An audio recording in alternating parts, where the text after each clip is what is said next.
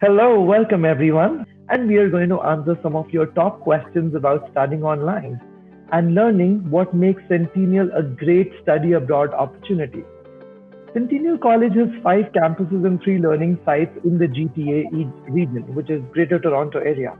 Fun fact, Centennial is recognized as one of the most culturally diverse post secondary institutions in Canada, with almost 100 ethno-cultural groups represented on campus and more than 80 languages spoken on campus.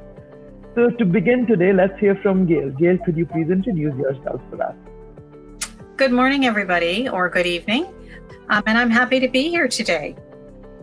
Thank you for joining us, Gail.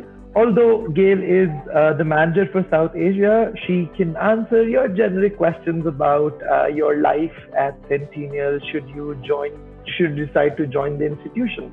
So let's begin. Gail, how has the institution successfully adapted to online or hybrid learning during the pandemic? Centennial has been a leader for many, many years in online learning. So it's not a new focus for us. We have been delivering online learning through our various schools in various programs. I can remember back in the early 90s running a program in online learning. So it's not a new phenomenon for Centennial. The challenge for us has been to adapt and ramp up very quickly, as in all situations across Canada and I'm sure around the world. Education has been significantly challenged with this current situation. Centennial rose to the plate very quickly and took our most popular programs in the summer session. I think we had about 25 programs that we changed to a completely online format of delivery. These programs were done professionally in terms of design. The content remained exactly the same. The students were getting the exact same education that they would be getting if they were in the classroom. However, now they were on a fully interactive panel of programming that allowed them to continue with or start their studies as well as continue with their studies into the chosen profession that they wanted. We've now morphed that from 25 programs that are fully online to 45 programs that are also now, again, fully online. That we're delivering, as well as all of our programs that we were able to, now some we weren't able to, but most of them that we were able to, we transitioned to delivering them online. They had not been designed for online learning, however, they have been moved to a delivery format that is conducive to online. So I think Centennial's done very well in getting many, many students back into the educational sector. Thank you for answering that, Gail. And Centennial has definitely been a leader in the industry for transforming so quickly because, as you said, of the expertise of having the technology and having had done it for years already. So correct. With that, I come to my next question in terms of, so are most of the classes, would you say, recorded or do they happen online or how does that take place? It's a combination of both. I think you have to think about the content that is being delivered and to look at how it is best delivered. So many times there should be online connections with the students, with the professor standing as he does in a classroom and guiding and directing a class setting. And those are the ones that happen actually on synchronously. So all students are online at the same time. Or the fact that the content can be delivered by a video of the teacher explaining what it is, so they would be done by video. Or sometimes the content is delivered by demonstrating it through a variety of different sources. So there may not be a set lecture or a set time to be online, but all of the content is there and you are directed on how to use it. Lovely. Thank you. Thank you so much, Gail. So, what would a typical day look like for a student who is studying online?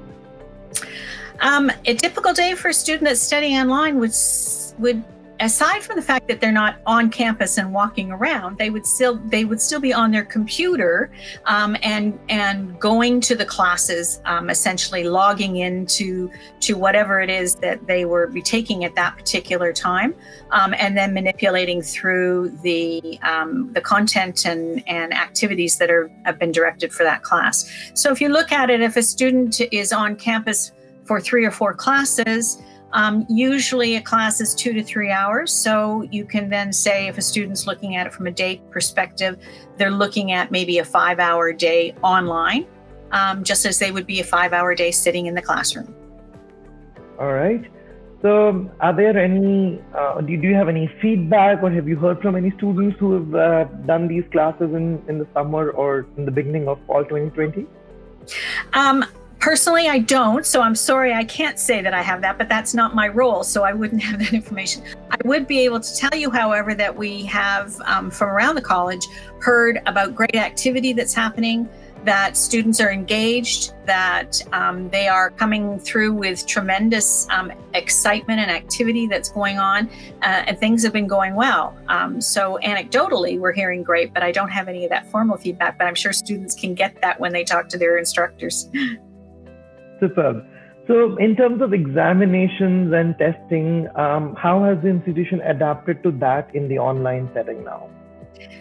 In the online setting, the adaptation that's required for online testing, if it requires proctoring, then there is a proctoring system that is put on. And so there are a number of sites that have popped up throughout the last few months that provide that. And we also then consult with or contract with a number of those places to provide the proctorship for that. Many times, though, the instructors have become very ingenious and very creative in working through how to do the assessment of somebody's learning ability. And so many times in the past, it has been through testing. You'll find now that many of the instructors and faculty have moved to a different way of assessing students' ability to demonstrate their learning, so that you'll see a lot more project-based information, a lot more one-on-one peer testing. So you're going to find a variety of different ways. At the end of the day, the students are still being evaluated against the same outcomes they would be in the classroom. They are meeting the same bar. There's no changing of any of that. So the students are actually getting the exact same credential that means the same thing when they're finished. Lovely. I think that would be a big motivation for students, knowing that the learning outcomes are going to be the same, whether they study online or they study coming on campus. So that's great. Are there any additional student services or any sort of support set up for students who are studying online from their respective homes? Yes, there are lots, actually. Centennial moved a number of years ago to an online learning platform that we call eCentennial. I think a lot of the colleges have their own learning platforms. Essentially, it's a desire to learn platform that is provides the students with all of the information that they need to create and to finish the courses that they're on. We've now moved that to an even higher extent now that we're using it fully to deliver all of the programs. But students throughout the last several years have always been in an online format. The supports for that are all there. They've been fully developed. From the library resources right through to student services, everybody is online and everybody has access portals and lots of information for the students to access. As far as the learning materials, we've actually done a number of studies and work to be able to provide the learning materials to the students in their own countries. So they're not dependent upon getting information from the North American continent. We have adapted a number of areas and contracted with a number of areas in Asia and the Middle East, in South America and Latin America to be able to provide the materials that the students need. So there's lots of support that way. We have a learning center that the students can access, again, online. There are student tutoring sessions that are going online. So there's lots of things for students to use.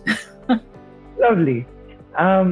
So that brings me to a question about what does the student need to begin their study online? What should they be doing now? What should be their next steps?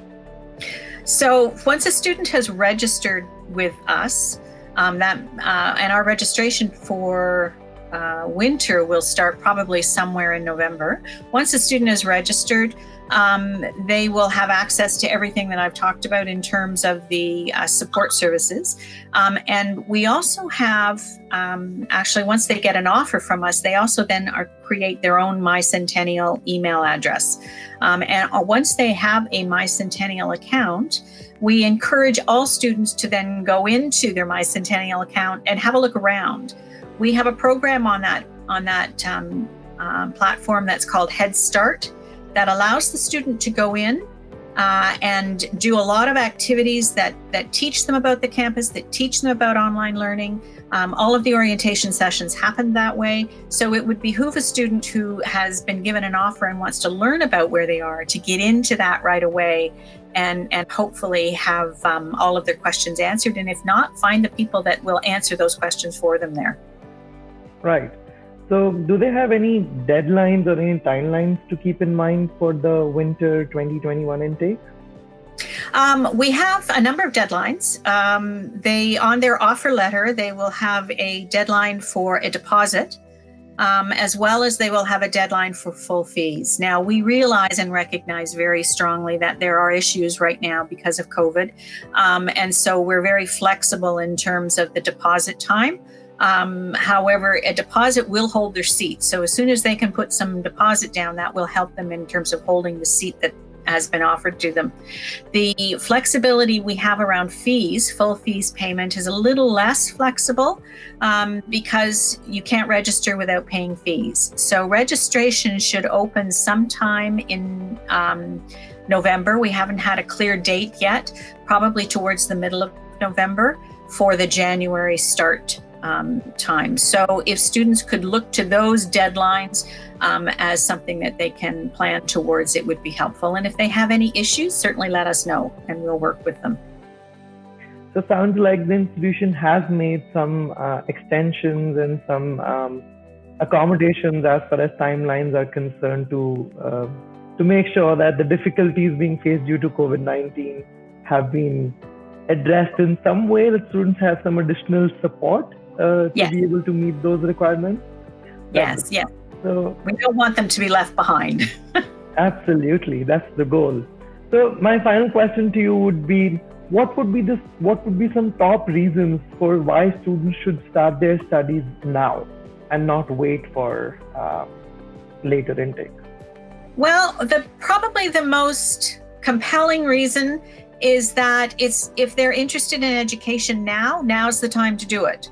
Don't put your education on hold because of a situation that is out of their control. We don't know what's going to happen in the future. We don't know how long it's going to be like this, but we do know that we have options for you to start your education and to be successful at the end. I can assure you that at the end of whatever it is that we're in now, you're going to find that there is going to be a multitude of challenges and changes to what we currently do. And so if you are able to start your education now, you're more than well prepared to enter into whatever that new life is going to look like at the end of this. I would encourage you and all of the people that are thinking about education, never stop, never hold back, keep going, because it will only help you in the future. Fantastic. Thank you so much for all those answers, Gail. To me, it sounds like putting your life on hold because the pandemic has happened, especially plans as big as study abroad and taking your education to the next level. It's not helpful to put it on hold because this is uncertain time for everyone, and given the number of accommodations, the number of resources that the student has access to from the institution, and all that the institution has done to adapt to this new reality, it sounds to me that it's a perfect time to start studying online. So it really allows the student to continue their education with safety and in a well-supported manner, given all the infrastructure, all the resources the institution has put towards studying online. So we greatly appreciate that. Thank you for your time today. This is the end of the questions from my side. We really appreciate you taking the time to talk to us and hearing more about Centennial College. Thank you for joining us, Stay safe, stay healthy, and if you have any more questions, please log on to applyboard.com or contact your representative. We will be very happy to